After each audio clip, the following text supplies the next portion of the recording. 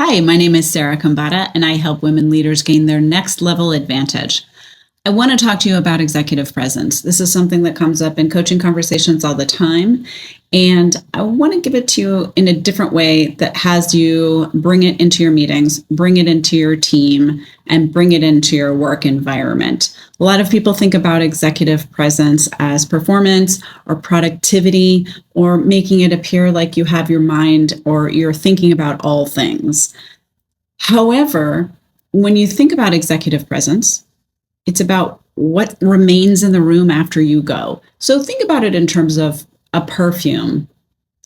If you came into a room and you had power, you had confidence, you had vision, and you have a certain amount of tone that comes with you when you bring yourself into a room full of executive presence. And then when you go, that tone, that confidence, that presence still remains. And that kind of presence or influence is how people think about you when it's time to elevate you, when it's time to promote you, when it's time to get you involved in a project or get your insight. This is how people think about you, is the presence that you bring into your meetings, into every place that you go. So I know you coach a lot of people, most likely, or you have a lot of conversations with your direct reports and in all areas, 360 probably. So if you were 2 levels up from your current level, how would you coach yourself? Right now, what would you say about the presence that you brought, say, to a meeting this morning, or that you want to bring into a meeting tomorrow or this afternoon?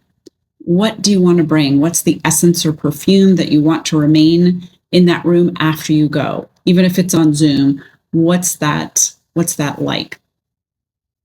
So that's one journal prompt or question for you. Another one is, when you think about your leadership or your position, what's one way that you'd like yourself to recalibrate how you're showing up? Like, are you showing up as tense, frustrated, worried about things? These are the things that get conveyed from your presence.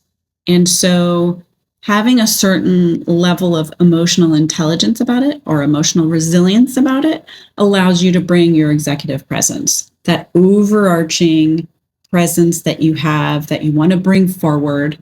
Say maybe in a half an hour, you want to bring that presence. So what's that presence like? How does it show up? And how does it feel when you're speaking from it?